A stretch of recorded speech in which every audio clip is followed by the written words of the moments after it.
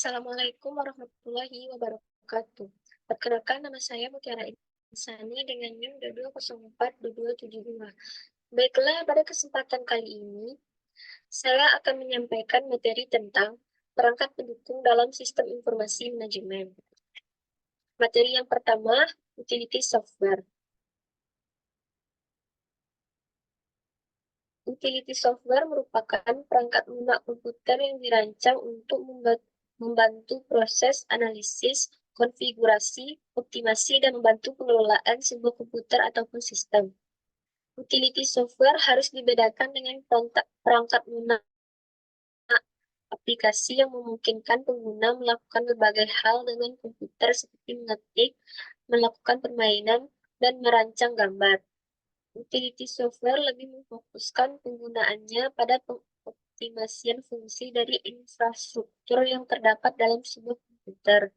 Karena fungsinya, utility software umumnya tidak ditunjukkan untuk pengguna secara umum, melainkan ditunjukkan untuk pengguna yang memiliki pemahaman atas cara kerja sistem komputer yang cukup baik.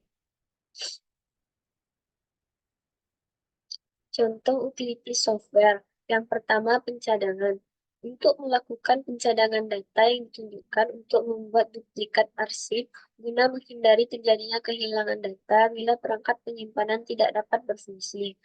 Yang kedua, pemulihan data. Digunakan untuk mengembalikan data yang secara fisik telah rusak atau berubah. Data dapat dirusak oleh virus, perangkat lunak yang buruk, kegagalan perangkat keras, dan fluktuasi daya listrik yang terjadi ketika data sedang terisi atau diubah. Yang ketiga, antivirus. Perangkat lunak antivirus memindai semua cakram dan memori untuk mendeteksi kehadiran virus dan mengisolasinya untuk mencegah kerusakan lebih lanjut. Yang keempat, pemanfaatan data berfungsi untuk memperkecil ukuran sebuah dokumen sehingga dapat menghemat pemanfaatan uang penyimpanan serta mempermudah pendistribusian. Materi selanjutnya, sistem pendukung manajemen atau MSS. Sistem pendukung manajemen merupakan sekumpulan teknologi sistem informasi yang saling terintegrasi di mana membantu manajemen dalam pengambilan keputusan. Sistem pendukung manajemen menjadi payung dari keluarga teknologi berbantuan komputer yang digunakan untuk membantu manajemen organisasi.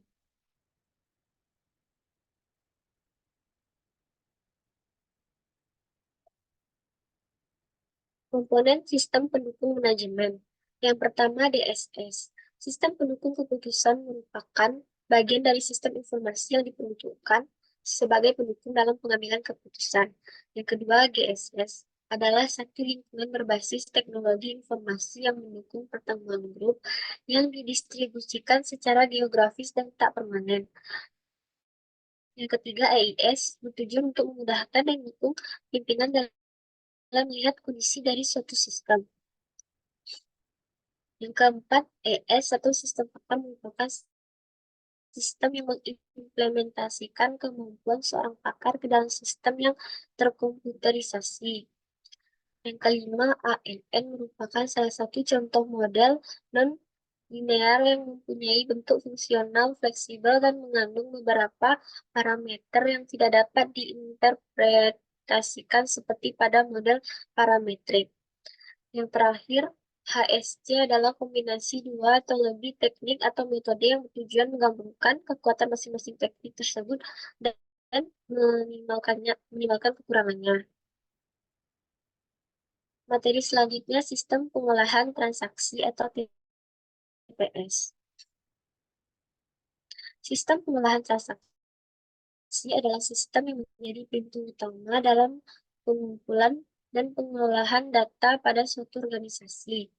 Sistem yang berinteraksi langsung dengan sumber data, misalnya pelanggan, adalah sistem pengolahan transaksi tempat data transaksi sehari-hari yang mendukung operasional organisasi dilakukan. Tugas utama sistem pengolahan transaksi adalah mengumpulkan dan mempersiapkan data untuk keperluan sistem informasi yang lain dalam organisasi. Misalnya untuk kebutuhan sistem informasi manajemen atau kebutuhan sistem informasi eksekutif. Komponen sistem pengolahan transaksi. Yang pertama, dokumen sumber. Yang kedua, jurnal dan register. Yang ketiga, buku besar dan arsip. Yang keempat, laporan dan dokumen. Yang kelima, bagian perkiraan dan kode lainnya. Yang keenam, rangkaian audit. Yang terakhir, tindakan pengendalian dan pengamanan. Tugas pokok sistem pengolahan transaksi. Yang pertama, pengumpulan data. Setiap organisasi yang berinteraksi langsung dengan lingkungannya dalam penyediaan jasa dan produk pasti memerlukan sistem yang mengumpulkan data transaksi yang bersumber dari lingkungan. Yang kedua, manipulasi data. Data transaksi yang dikumpulkan biasanya diolah lebih dahulu sebelum disajikan sebagai informasi untuk keperluan bagian-bagian dalam organisasi atau menjadi bahan masukan sistem informasi yang lebih tinggi. Materi selanjutnya otomasi perkantoran atau OA. Otomasi perkantoran merupakan sistem informasi komputer yang mencakup semua sistem elektronik, baik formal maupun informal. Sistem formal ialah sistem yang bersifat prosedural dengan menggunakan dokumentasi, tulisan maupun uraian. Sedangkan sistem informal ialah sistem yang tidak terencana sehingga tanpa dukungan dokumentasi, tetapi cukup dengan lisan. Otomasi perkantoran berkaitan dengan komunikasi informasi di dalam maupun di luar perusahaan dan kebanyakan dipergunakan oleh orang yang bekerja di dalam kantor seperti manajer, profesional, sekretaris, dan pegawai administratif. Kategori pengguna otomasi perkantoran yang pertama manajer. Orang yang bertanggung jawab mengelola sumber daya perusahaan terutama SDM. Yang kedua, profesional. Profesional tidak mengelola orang, tapi menyumbangkan keahlian khususnya. Yang ketiga, sekretaris. Biasanya ditugaskan pada pekerja terdidik tertentu untuk melaksanakan berbagai tugas seperti menangani korespondensi, menjawab telepon, dan mengatur jadwal pertemuan. Yang terakhir, pegawai administratif. Melaksanakan tugas-tugas untuk sekretaris seperti mengoperasikan mu- mengoperasikan mesin fotokopi, menyusun dokumen, dan menyimpan dokumen. Jadi selanjutnya sistem pendukung keputusan atau DDS. Sistem pendukung keputusan didefinisikan sebagai sistem berbasis komputer yang terdiri dari komponen-komponen yang saling berinteraksi, yaitu sistem bahasa, sistem pengetahuan, dan sistem pemrosesan masalah. Sistem pendukung keputusan merupakan sistem yang membantu pengambil keputusan dengan melengkapi mereka dengan informasi dari data yang telah diolah dengan relevan dan diperlukan untuk membuat keputusan tentang suatu masalah dengan lebih cepat dan akurat.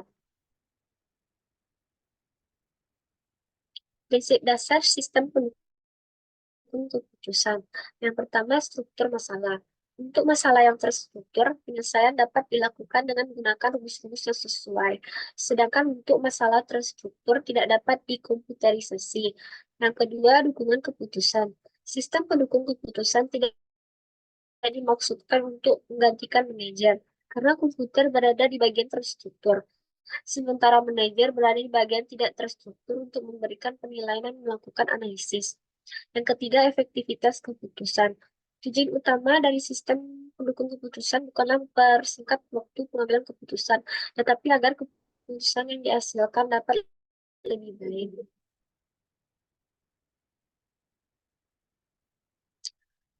Karakteristik dan kemampuan sistem pendukung keputusan. Yang pertama, mendukung proses pendukung keputusan yang efektif dan menitik beratkan dalam sistem manajemen berbasis persepsi.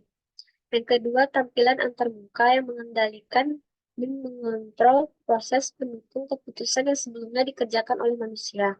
Yang ketiga, mempunyai kapasitas obrolan sinkron menggunakan kebutuhan. Buat bisa memperoleh berita seakurat mungkin. Membutuhkan struktur data yang bersifat komprehensif sebagai akibatnya sanggup melayani kebutuhan berita secara serinci mungkin. Yang kelima, memiliki subsistem yang saling terintegrasi menggunakan baik Sebagai akibatnya, sebagai bagian menurut satu kesatuan item atau komponen. Yang keenam, mendukung keputusan buat membahas kasus terstruktur, semi ters semi terstruktur dan tidak terstruktur. Komponen sistem pendukung keputusan. Yang pertama, manajemen database. Manajemen basis data merupakan sistem dalam data yang terorganisir pada sebuah database. Untuk kepentingan sistem pendukung keputusan diperlukan data yang relevan dengan permasalahan yang hendak diselesaikan melalui sistem berbasis simulasi. Antar muka pengguna. Antar muka pengguna atau pengelolaan dialog adalah proses penggabungan antara dua komponen, yaitu database management dan model base yang nantinya akan bergabung dengan user interface. Nantinya antar muka pengguna akan menampilkan output atau pengeluaran sistem bagi pengguna perangkat lunak. Yang ketiga, basis model. Basis model menjelaskan terkait dengan perangkat lunak yang memasukkan model, melibatkan model finansial, statistikal, manajemen sains, atau berbagai model kuantitatif lainnya, sehingga dapat memberikan ke sistem suatu kemampuan analitis dan manajemen perangkat lunak yang diperlukan. Materi yang terakhir, sistem pendukung eksekutif atau ESS. Sistem pendukung eksekutif adalah sebuah sistem yang para senior manajer atau eksekutif sebuah perusahaan atau organisasi untuk memberikan dukungan terhadap keputusan yang tidak terprogram dalam manajemen strategis. Bersifat eksternal, tidak terstruktur, dan bahkan tidak pasti. Lingkup dan konteks informasi yang tepat seringkali tidak diketahui sebelumnya. Informasi yang diberikan oleh sistem pendukung eksekutif antara lain informasi pasar, informasi teknologi, dan informasi investasi. Keuntungan menggunakan sistem pendukung eksekutif. Yang pertama, mudah dan efektif bagi eksekutif tingkat atas untuk menggunakannya. Yang kedua, mampu menganalisa tren data. Yang ketiga, tingkatkan pemikiran pribadi dan pengambilan keputusan. Yang keempat, meningkatkan daya saing organisasi di pasar. Yang kelima, adanya instrumen yang digunakan perusahaan untuk perubahan. Yang keenam, meningkatkan wawasan waktu eksekutif. Yang ketujuh, sistem pelaporan yang lebih baik. Yang kedelapan, peningkatan model mental eksekutif bisnis. Yang kesembilan, membantu meningkatkan pembangunan konsensus dan komunikasi. Yang sepuluh, perbaiki otomatisasi operasi operasional administrasi. Yang ke-11, mengurangi waktu untuk mencari informasi. Yang ke-12, dapat mengetahui identifikasi awal kinerja perusahaan. Yang ke-13, detail pemeriksaan faktor keberhasilan kritis. Yang ke-14, pemahaman masalah dan keadaan perusahaan lebih baik. Yang terakhir, manajemen waktu lebih efisien. Kekurangan menggunakan sistem pendukung eksekutif. Yang pertama, kebenaran data dapat diragukan dan tidak benar. Yang kedua, fungsi terbatas. Yang ketiga, sulit untuk mengukur manfaat. Yang keempat, eksekutif mungkin menghadapi informasi yang berlebihan.